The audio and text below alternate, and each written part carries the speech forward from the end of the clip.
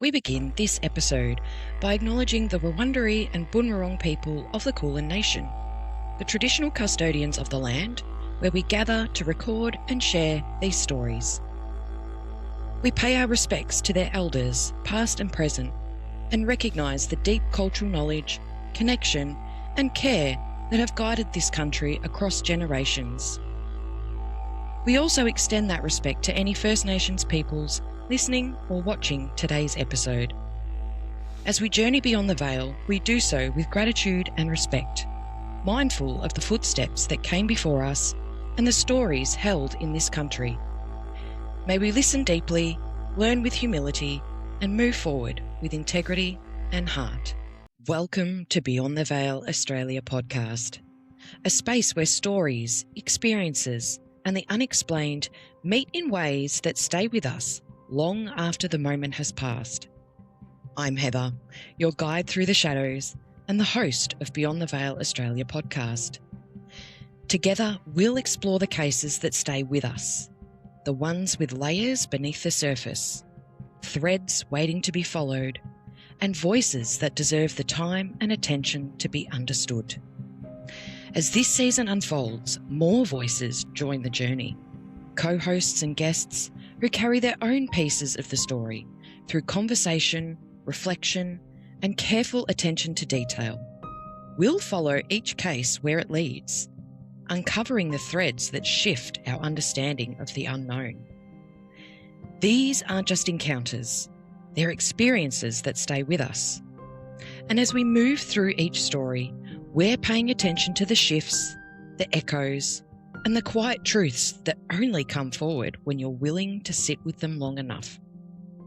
In Season 1, we lifted the veil. In Season 2, we stepped through. And this season, we descend. And now, the descent is open. So follow it where it leads, because the way forward runs down.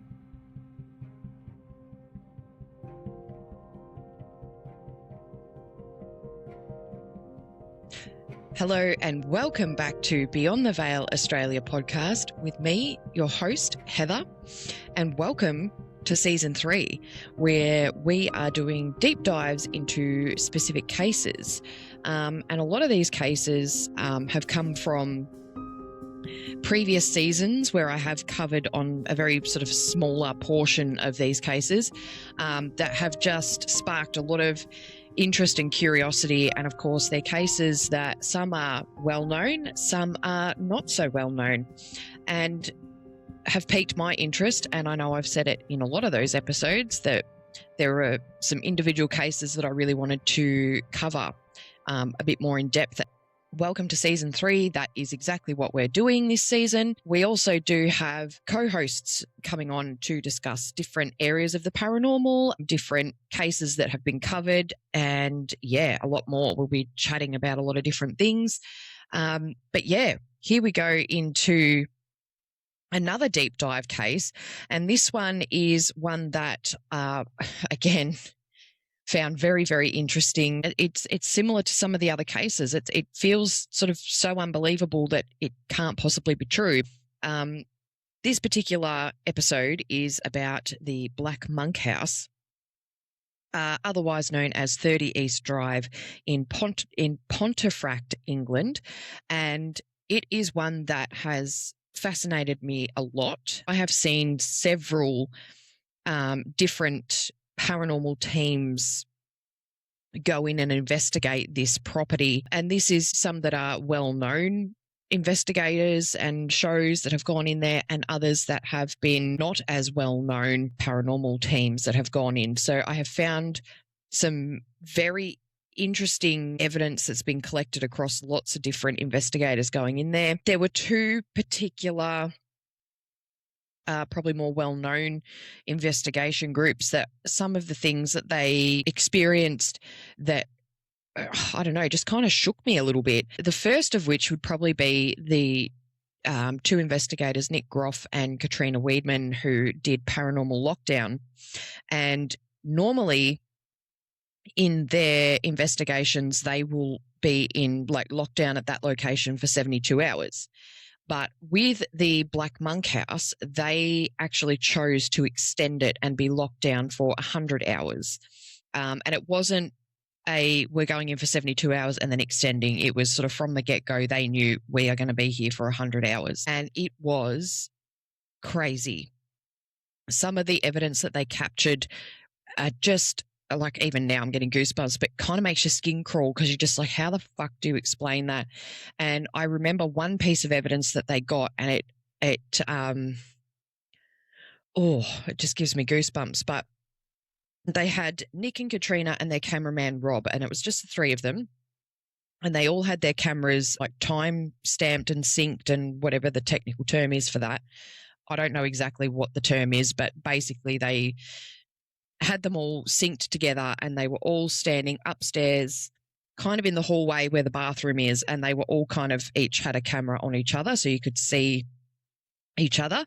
And downstairs in the living room area, they actually had like a stationary camera that was also time locked or synced or whatever to the other cameras.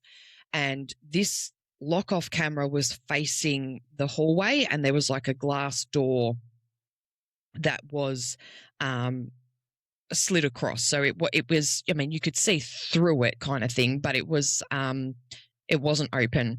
And they were upstairs talking about whatever it was to do with the, I think it might have been either the father's or the son's experience up in the bathroom.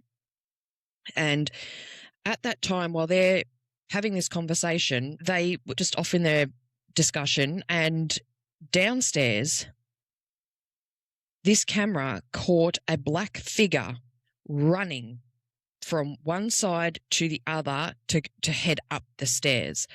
And it's giving me goosebumps again now. And it was just crazy because you kind of look at that and go, how the hell does that happen?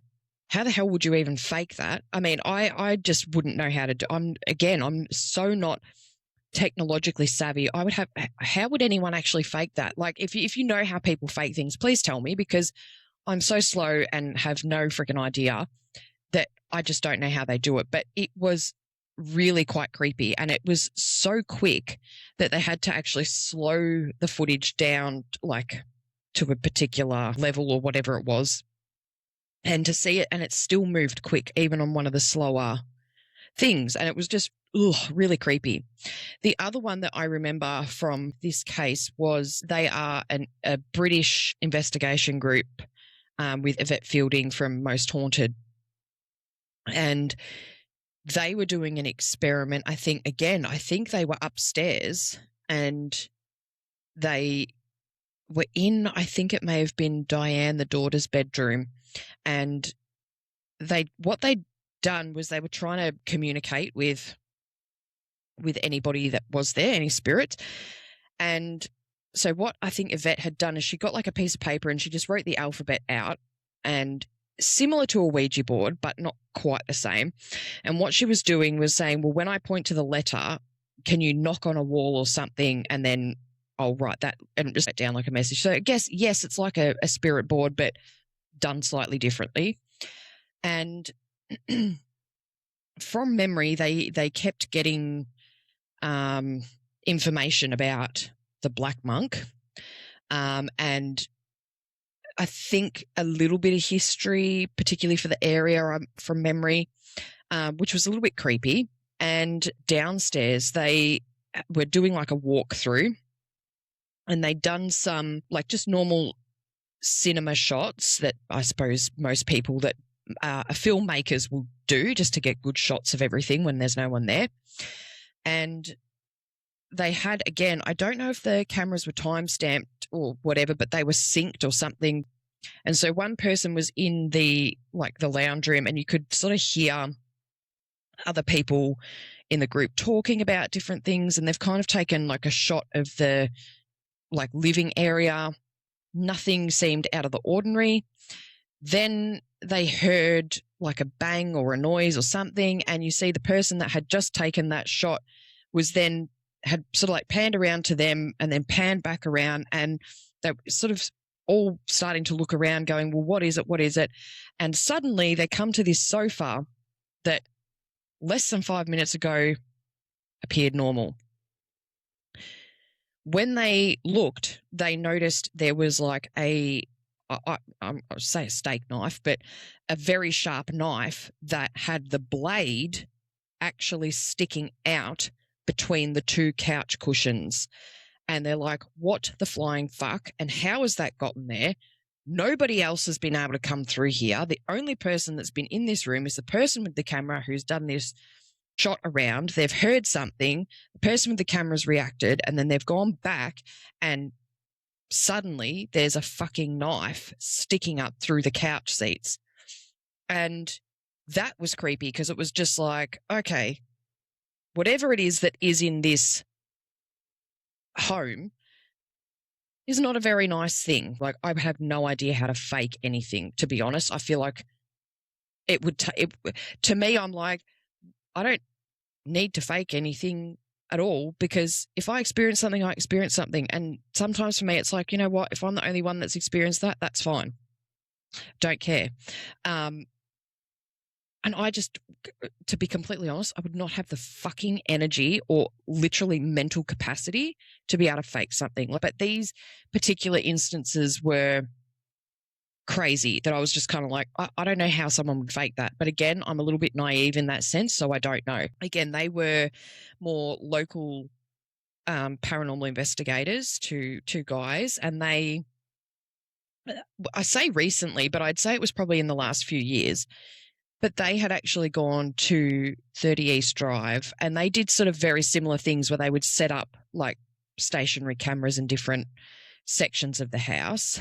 And I think they had started sort of setting some stuff up, and then they actually left the property so they could go and get food or something like that to eat for dinner before they actually like officially started their investigation. And there were some weird things and sounds that were caught on the cameras when they weren't there, which is creepy for anyone. But I do remember that I think they were sitting in the kitchen or something, or one of them, they were sitting in the kitchen. They were like getting their dinner out because they'd just come back, and they're hearing things upstairs, and you see them leave maybe that kitchen area and sort of like stand at the bottom of the stairs and call out, and you can hear things happening upstairs. And they're like, has someone gotten in while we're not here? Just the usual form of debunking. And I'm pretty sure they went up, and I think there was something to do with the clock that was on like the top of the stairs had like moved or something like that. And then I think the camera that was at the bottom of the stairs caught part of it moving or something on its own. Like there was nobody else up there, and it was just crazy. It was like, okay, what the fuck just happened? So again, this has been a case that I've seen across different paranormal teams and just different ways of approaching the investigation. Again, whatever people think of these investigators, whether they've faked it or whether they've actually caught legitimate evidence, that's completely up to you and your thought process. I personally, based on the way I would feel when I'd see these things happen, they felt very real to me. But again, I'm not an expert. I'm just a paranormal enthusiast that is very in tune with themselves and their abilities to sort of know if something feels off or feels normal or whatever. So again, it's a decent case. Most people in the paranormal community will have heard of the Black Monk House and the reports of what has occurred there. I hope you're ready for this episode, and I hope that you enjoy it as well. I had a lot of fun, again, going back through some of the research and being able to kind of put something together because, and I will actually, as a slight disclosure, when I was putting this episode together, I had been putting several others together on the same night, and this was the last one that I did for the night. And most of the time, like, again, in my office room, the window was actually open. The blinds were up. It was dark outside, whatever. Don't normally care, right? Normally don't care. When I was putting this together and I'm rereading through some of the stuff I've got, I kept feeling watched. Watched in a way that felt icky. I don't know if it was my spirit team being like, you just got to be careful with this, or if it was something else. I don't know. But I felt the presence sort of, it almost felt like someone was on the outside of the window watching in, even though I knew no one was there. Yeah, it was creepy. So that is a slight disclosure that I did. I felt very uncomfortable putting everything together because I felt like I was being watched from the outside. And like I said, normally if it's like at nighttime or whatever, sometimes I'll have the blind up and I just don't give a shit. Like I'm not, and the window for where this office is along the side of the house. And I mean, if somebody really wanted to walk in theory they could, but it's a fucking like halfway down the house. So people aren't, I just don't think that they would, and we're in a pretty quiet area. So it did feel, it felt off. It felt icky. I felt like I was being watched, and it felt like it may have been connected to this property. Might not have been, but it had that vibe. And so, yeah, I was putting these together, and there's a few times where I was like, oh, I might just get up and stretch, or I might just get up and go to the toilet, or I might just, and like I kind of really didn't stay in the room as long as I normally do at a time when I'm putting something together, because it was the last one that I put together. And yeah, just had to throw that out there as well. Felt a little bit icky. So I'm curious to see what I may or may not feel through this recording. Again, it has happened in the past. Whether it will continue to happen, I don't know. I never come in expecting anything to happen. I come in just being able to record an episode and share something with everybody. I don't come in thinking, oh my God, I wonder what I'm going to feel today. I'm curious, but I don't necessarily, it's like so far at the back of my fucking brain, it's not there. So make of that what you will. So let's begin the episode today. It begins quietly. A small council house on the edge of Pontefract, Yorkshire, 30 East Drive. Brick walls, lace curtains, a kettle cooling on the stove. A family expecting nothing more than the rhythm of an ordinary life. And then the house moves. Water pools across the floor with no source. Flour bursts from the air like breath. Lights flicker, footsteps echo, and the temperature drops as if something unseen has entered the room. At first, it's dismissed. Plumbing, imagination, nerves. But the disturbances grow. Objects fly, furniture overturns, and the family begins to realise that whatever lives inside these walls isn't content to stay quiet. They call it a poltergeist. They call it Fred. But soon the name changes and the haunting deepens. A figure appears, a black monk in black robes, face hidden, watching from the shadows. The legend says he was executed centuries ago, buried beneath the town, condemned for crimes against faith. Now, his presence fills the house like a sickness, a siege that will last for years. This is not a haunting of whispers and cold spots. This is a haunting of violence, of a house that fights back, of a family trapped inside a story that refuses to end. Welcome to Poltergeist Siege, the Black Monk House of Pontefract, where the domestic becomes dangerous and the ordinary becomes impossible. The disturbance. It starts with water. Not a leak, not a spill, just water, pooling across the kitchen floor in perfect silence, as if the house itself had exhaled. Jean Pritchard kneels to wipe it up, confused but unalarmed. Yorkshire homes are old. Pipes sweat, roofs drip, there's always a reason. But Pontefract is not just any town.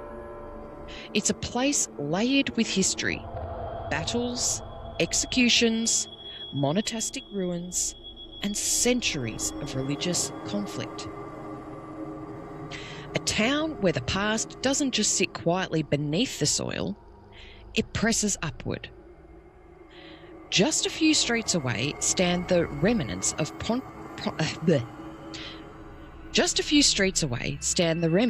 Pontefract Castle, once one of the most feared strongholds in the north. A place of sieges, torture, and death. A place where the walls themselves seem to absorb suffering. And beneath the town, beneath the houses, the roads, the gardens, lie the traces of a monastic land, once tended by Cluniac monks who lived by strict discipline and darker punishments. 30 East Drive sits right on that old boundary. So when the water appears again and again and again, it feels less like plumbing and more like something ancient seeping through the cracks. Then the flower erupts. A bag left on the counter suddenly bursts open, spraying the room in a white cloud that hangs in the air like breath.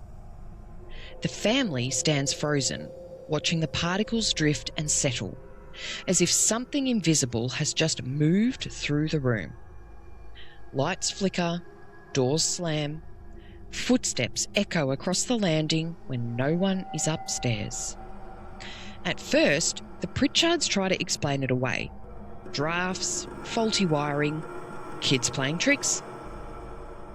But the disturbances escalate with a kind of intelligence, a rhythm that feels like coincidence and more like communication. A cupboard door opens by itself. A framed photo lifts from the wall and drops to the floor without breaking. A heavy sideboard shudders, scraping against the carpet as if being pushed by unseen hands. And then the knocking begins. 3 sharp raps on the walls. Always 3. Always in the same pattern, a sound that feels less like a haunting and more like a warning. Neighbours hear it, visitors hear it. Even the local constable, called in one night out of sheer desperation, stands in the hallway and listens as the knocks travel from room to room, following him like footsteps. He leaves pretty quickly. He doesn't file a report.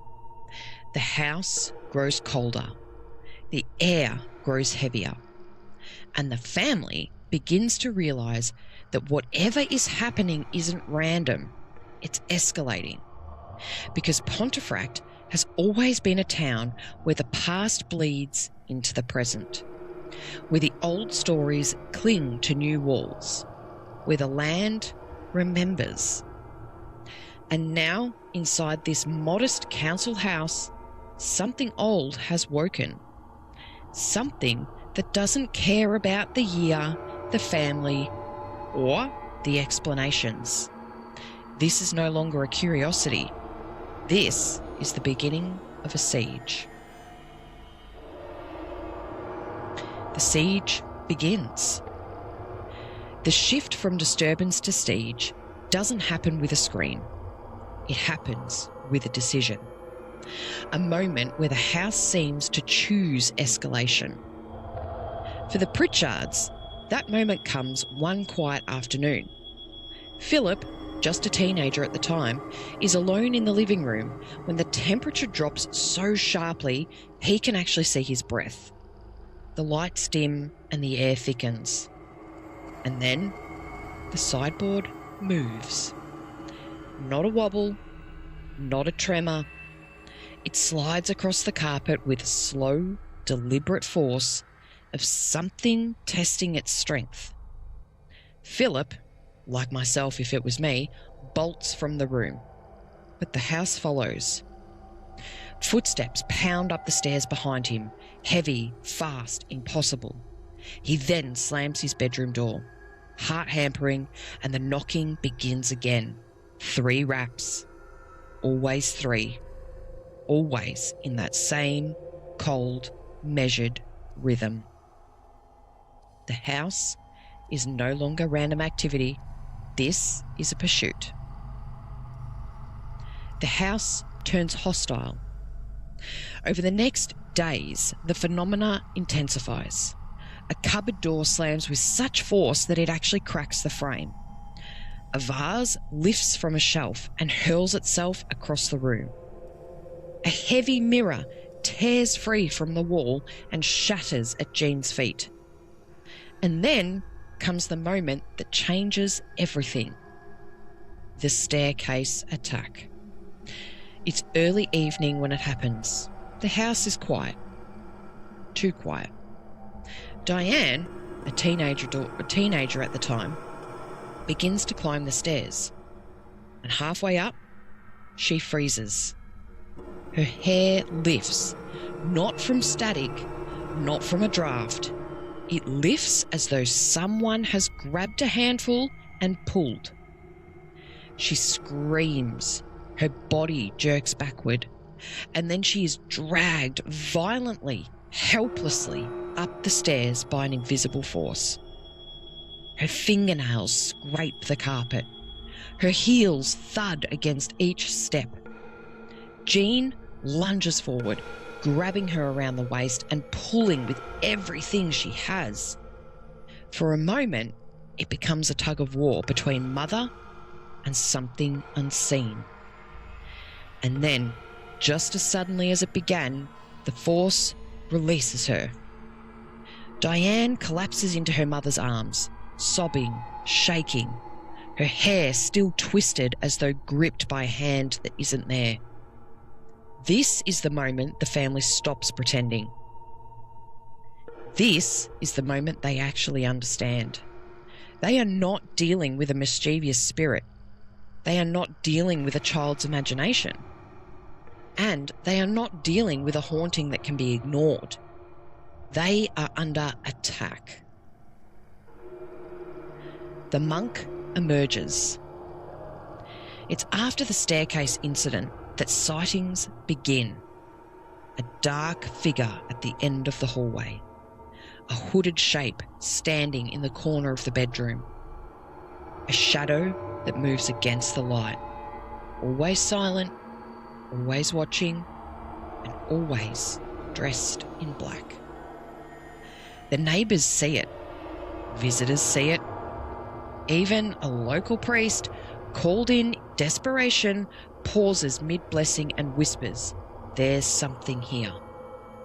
The figure becomes known as the Black Monk, a name born from local folklore from the town's monastic past. From the stories of an executed Cluniac monk whose grave was said to lie beneath the area.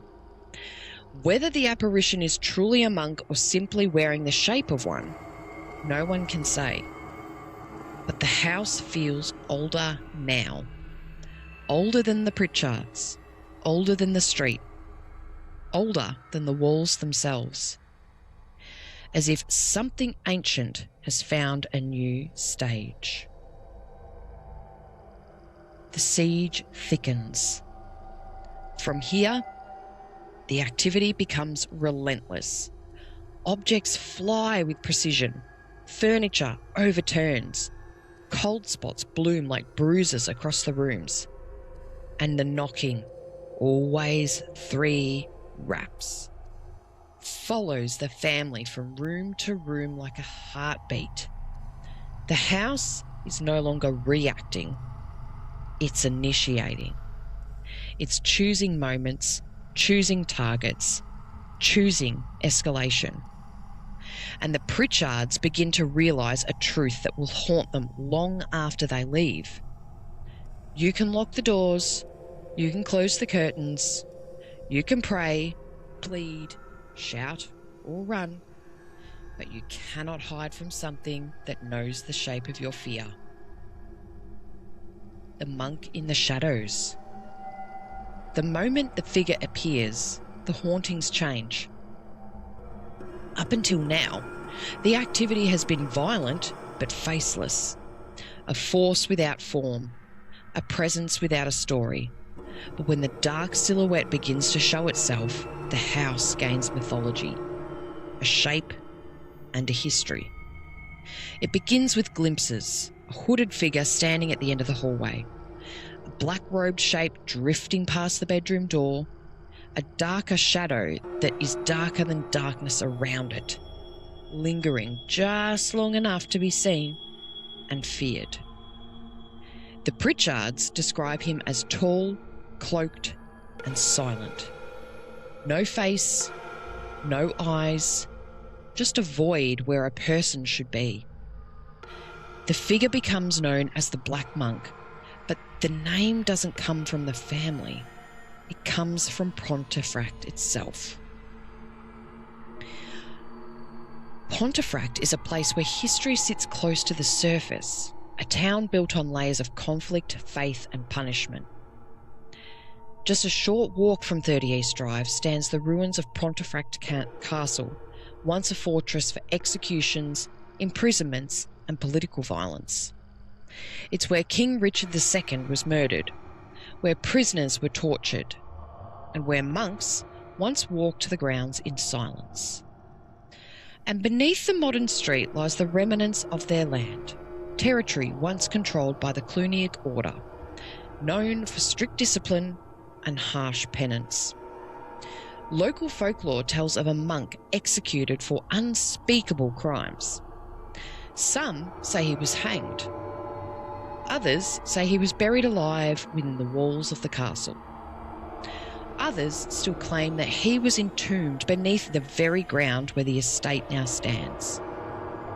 The story is messy, contradictory, and historically uncertain. But folklore doesn't need precision, it needs resonance. And the figure in the house resonates. Once the monk enters the narrative, the haunting gains face, or rather, the absence of one.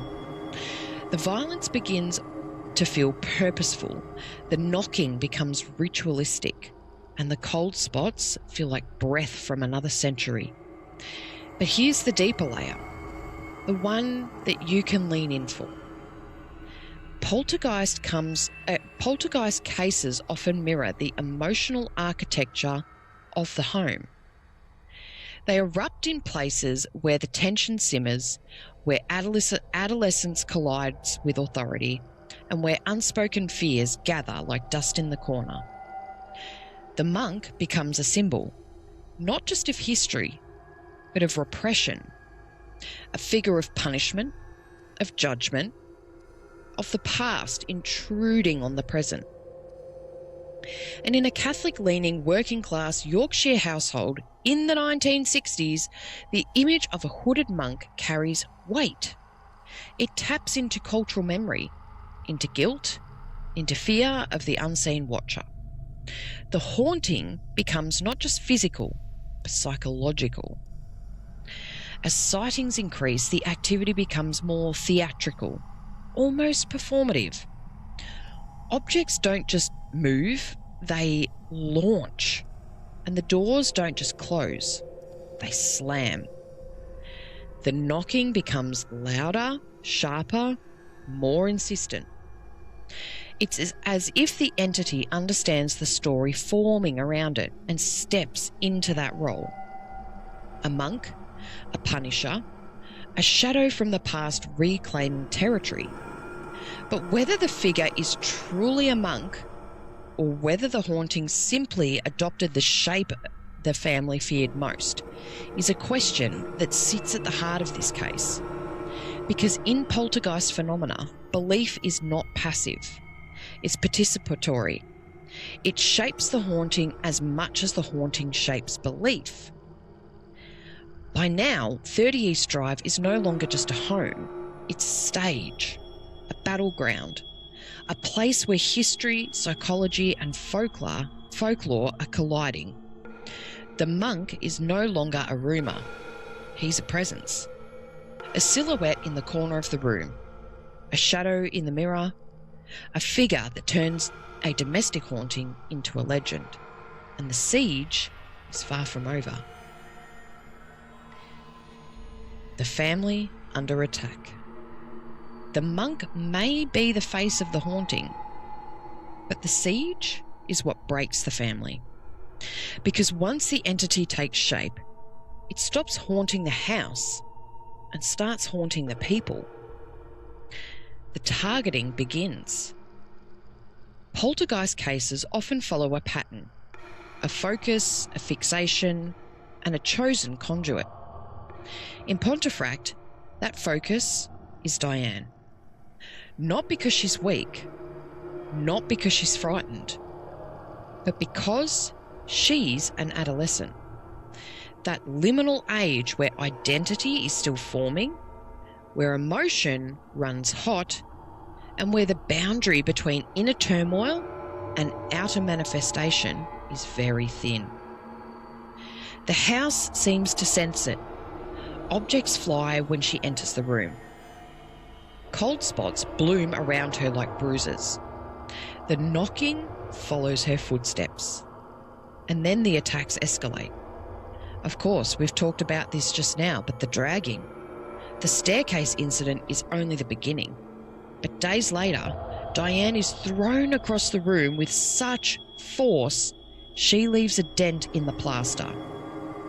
Another night, she is pinned to the bed.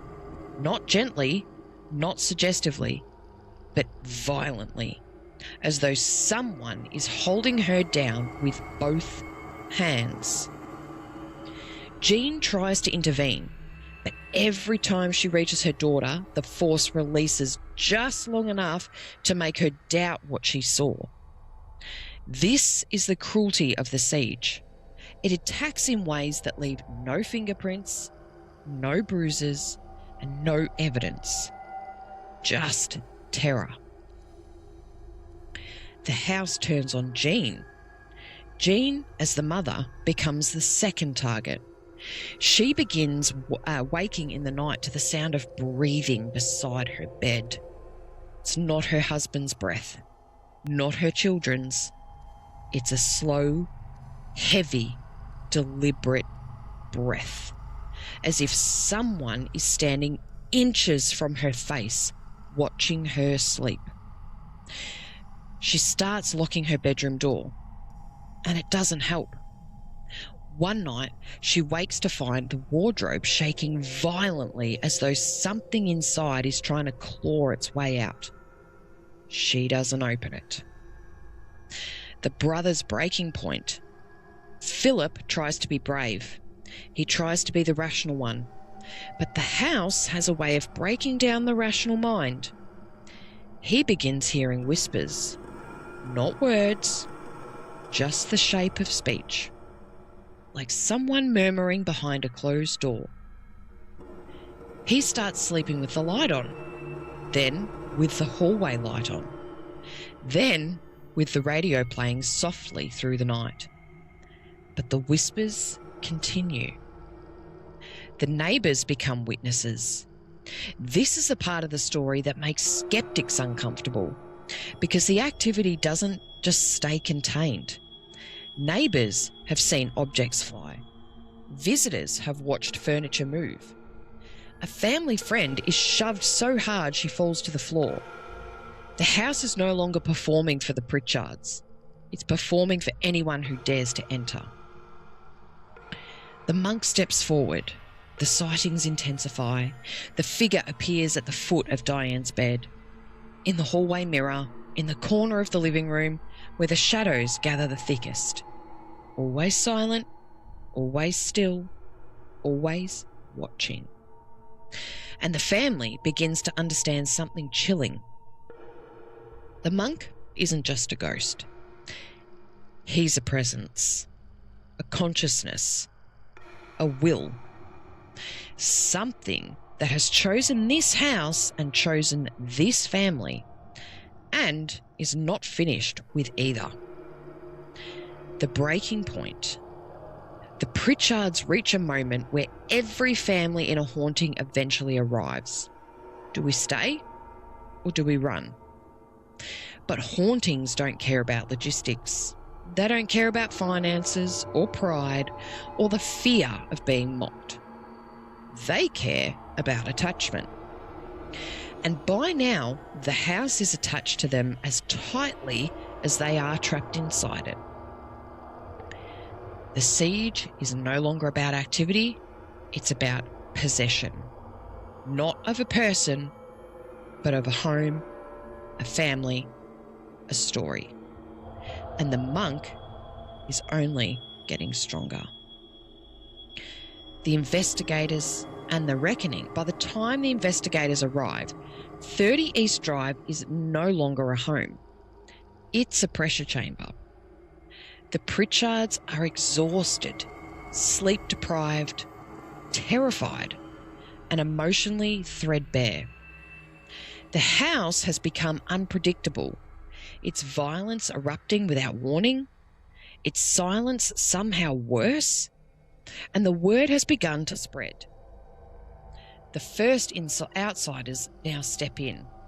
It starts with neighbours who were curious, concerned, and of course sceptical. They came to reassure the family, to offer cups of tea and common sense, to prove that nothing supernatural is happening. But the house has a way of making believers.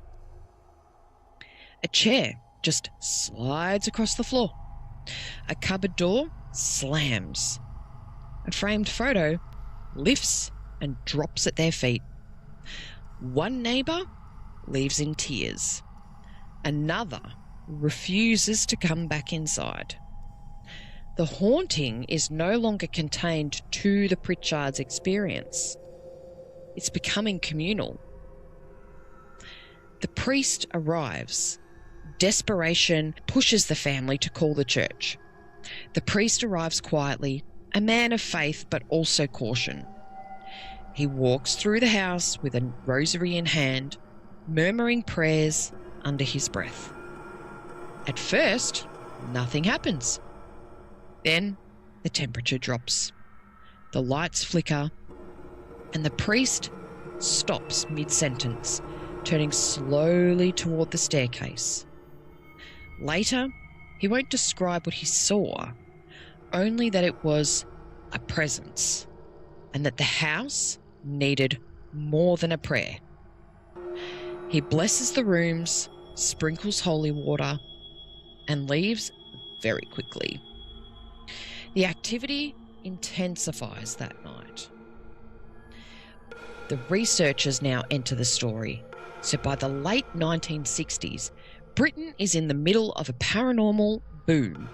Ghost clubs, physical research societies, and amateur investigators are hungry for cases. And 30 East Drive becomes a magnet. Researchers arrive with notebooks, thermometers, tape recorders, and the confidence of people who believe they've seen everything. But they haven't. One investigator watches a heavy chest of drawers slide across the floor toward him. Another sees a greenish-coloured mist form in the hallway. And a third hears the knocking. 3 sharp raps, following him from room to room like footsteps. Some leave shaken. Some leave exhilarated. And some leave convinced that the family is telling the truth. But the house doesn't care about belief.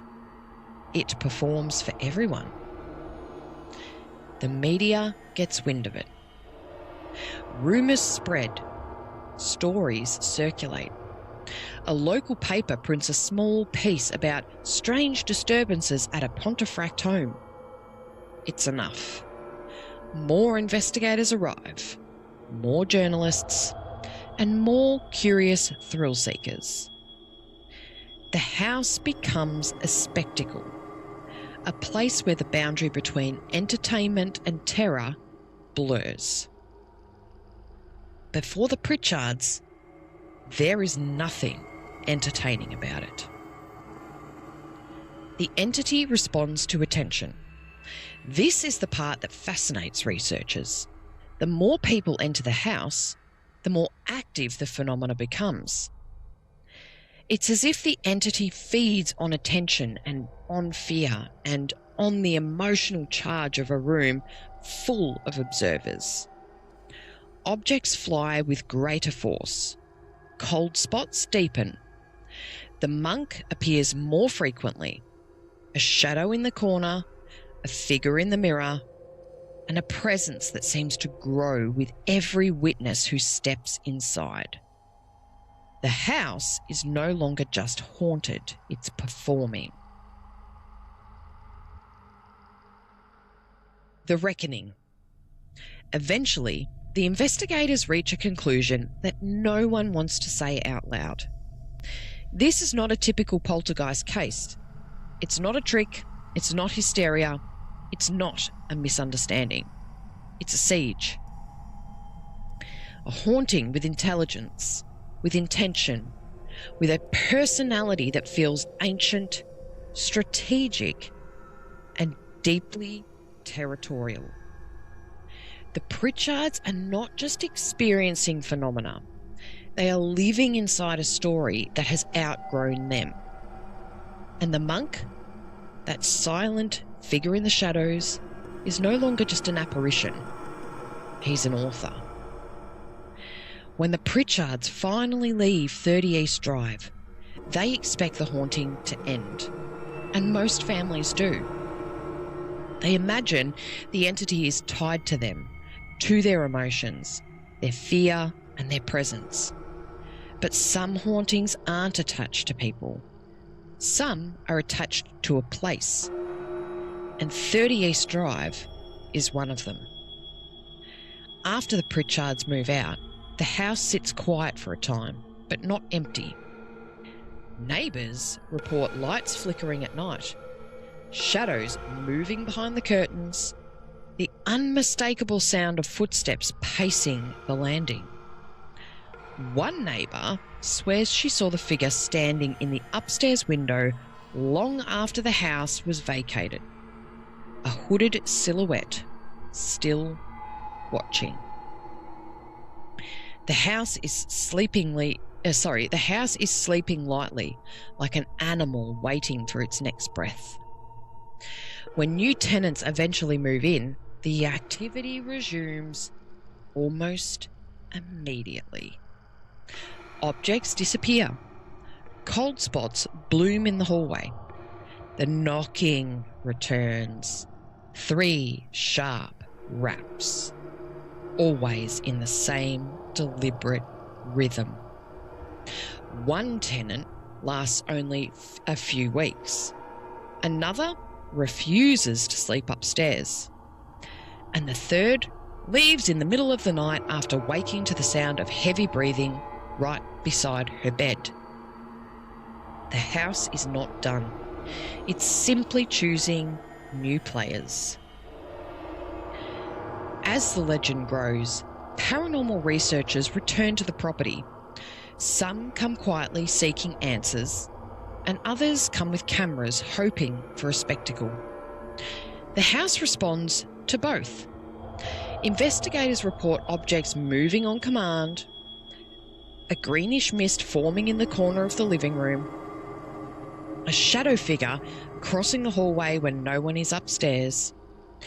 One team captures a photograph of what appears to be a hooded figure standing on the staircase. Another records a deep, guttural growl that seems to come from inside the walls. The house is no longer just haunted. It's active, responsive, and aware. The film that reignites this legend. In 2012, the haunting is reimagined in the film When the Lights Went Out, a stylised, fictionalised retelling that brings the case to a new generation. The film exaggerates some elements, softens others, but it does something important. it reopens the story. People begin visiting the house, investigators, YouTubers, and curious thrill seekers. And the house responds to them too. Some report scratches, some hear whispers, and some see the monk. The haunting becomes a loop, a story that keeps retelling itself through anyone brave enough to step inside. The house today is a living case file, and 30 East Drive stands as one of the most notorious haunted houses in the UK. It's not abandoned, it's not forgotten, it's a working haunting, a place where the activity continues with unnerving consistency. Visitors report objects thrown across rooms, doors slamming violently, sudden temperature drops, the smell of incense or rot, a dark figure on the stairs, the feeling of being watched, the sense of something ancient moving just out of sight. The monk is still there, or something wearing his shape. The house still knocks, it still shifts, and it still breathes. And the question that lingers, the one that researchers still argue about, is whether the entity is truly a monk from centuries past, or whether the house itself has become a kind of echo chamber for fear, folklore, and human belief. Because some places don't just hold the history, they actually feed on it. And 30 East Drive has never stopped eating. The psychological and mythic core.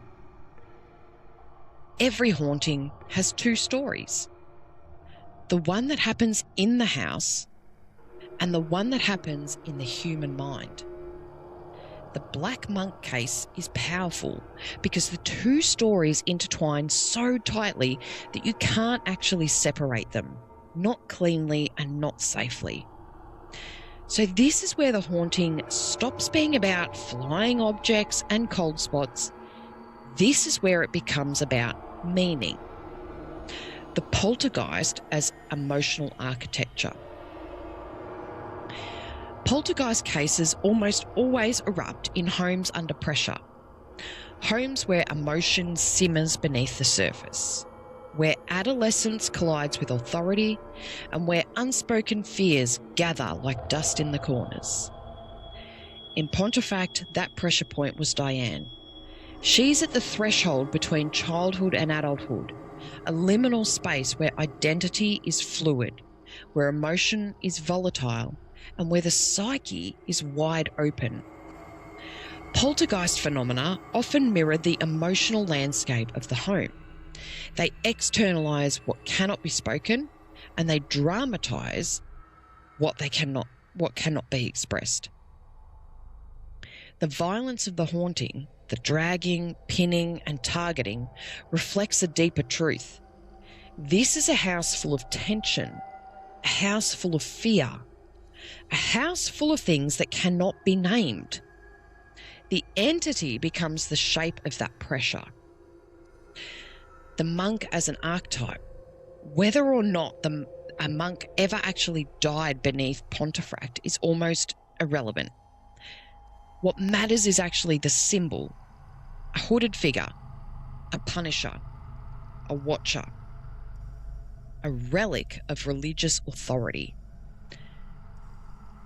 In a working class, Catholic-leaning household in the 1960s, the image of a monk carries a lot of weight, guilt, judgment, repression, sin, and punishment.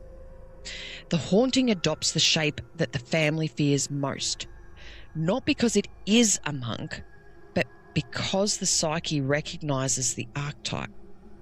The monk becomes the enforcer, the punisher, the shadow of history, and the embodiment of everything unspoken in the home. This is mythic haunting, where the entity wears the costume of cultural memory. The house is a container of history. Pontefract is a town built on layers of trauma, so sieges, executions, monastic discipline, political violence, and the land remembers. 30 East Drive sits on that memory like a lid on a boiling pot. The haunting feels older than the house because it is. It's the echo of centuries of conflict, pressing upward through the floorboards, seeping through the walls, and finding expression through the family who happens to live there. And some places don't just hold the history, they actually amplify it. And here's the uncomfortable truth. The one researchers whisper about but rarely say aloud. The entity behaves like a mirror. It reflects fear. It reflects belief. And it reflects the emotional charge of the room. When skeptics enter, the activity becomes more subtle. But when believers enter, it becomes theatrical. When the family is exhausted, it becomes violent. And this is not a coincidence. This is interaction. The haunting is not just a presence, it's a relationship. By the time the monk appears, the haunting has become a narrative, a story that the house and the family are telling together. The monk is the antagonist, and the Pritchards are the protagonists. The house is the stage, and the story is about repression, fear, history, belief, the weight of the past, the vulnerability of the present.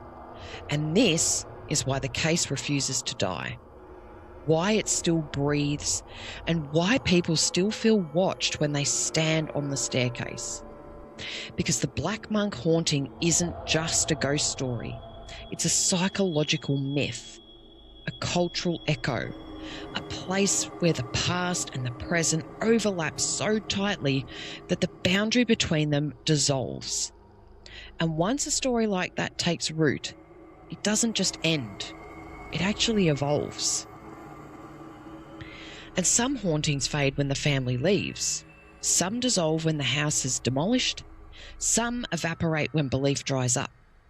But the Black Monk haunting is not one of those stories, because this case was never about a ghost. It was about pressure, about history, about a house built on the fault line between the past and the present. And the fault lines don't close, they just shift. The house still remains awake, and it still stands, a modest council house with lace curtains and a quiet street outside, a place that should feel ordinary, but it doesn't. Visitors describe the same cold spots, the same knocking, the same sense of being watched from the top of the stairs, that same shadow in the corner of the room, a shape darker than the dark around it. The monk hasn't left, or perhaps he never arrived. Perhaps the house itself is the haunting. Every time someone steps inside, the story reactivates. Every investigator, every skeptic, and every thrill seeker with a camera. Every person who whispered, "Is he still here?" The house listens. The house responds. The house performs. Because the Black Monk haunting is not a closed chapter. It's a living narrative.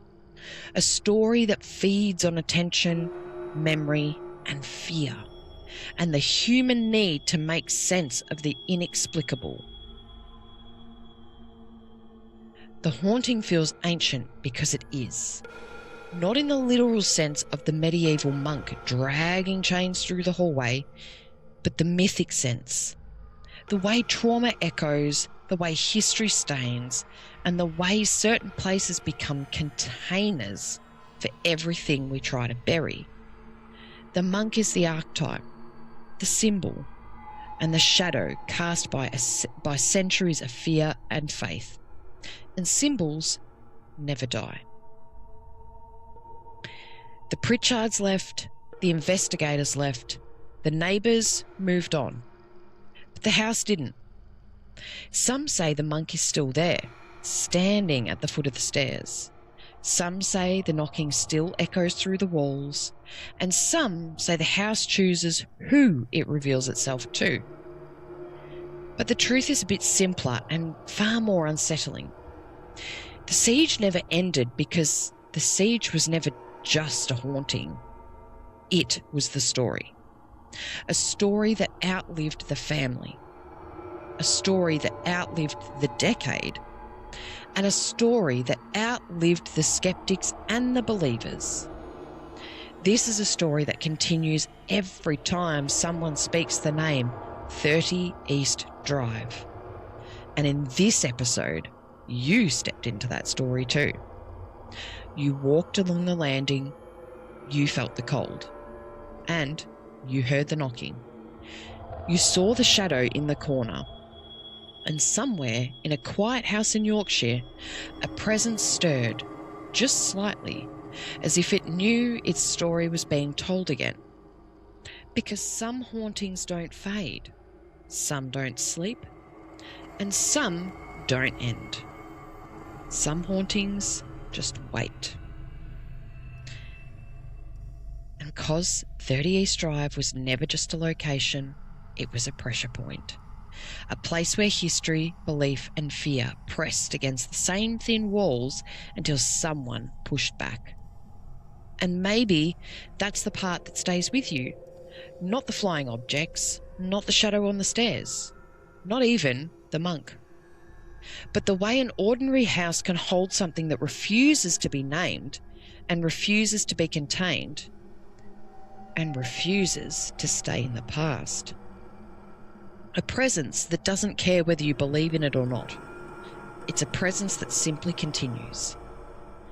So as we close out this episode and you step back into the light of your own home, just hold this one thought. Some places don't sleep, and some stories don't settle. Some hauntings just don't end. They just wait quietly and patiently in the corners we don't look at for too long. And I can tell you now, 30 East Drive is still waiting. And that, my friends, was the Poltergeist Siege, the Black Monk House of Pontefract. I really didn't want to interject too many times in that because it's just such a crazy kind of experience and story. So I really wanted to just kind of keep on that track. I didn't want to interrupt too much. But one thing as we were working through it, which again, I know I've said this in other episodes, when I'm putting things together, I'm not looking at things as like a big whole thing. I'm kind of looking at sections as I go, and I'm kind of going, yep, cool, that's what I wanted to put in, and I know I need to move this and do that and whatever. So it's very compartmentalized.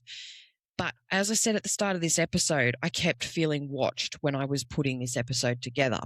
And one of the experiences that came up a bit closer to the end was about feeling watched and feeling like something's around you. And then a little bit further down, we've sort of come into every time you tell the story or you look into it or whatever that is, it's almost like it awakens a little bit of that haunting, which then I don't notice these things as much until I'm doing everything in one big whole giant thing. Because again, when you're just grabbing bits and pieces, you're just kind of going, yep, cool, that bit's got a structure there. I've got to move this. I've got to move that. You know, it's a really technical thing. But when you get to sit and record and actually go through it,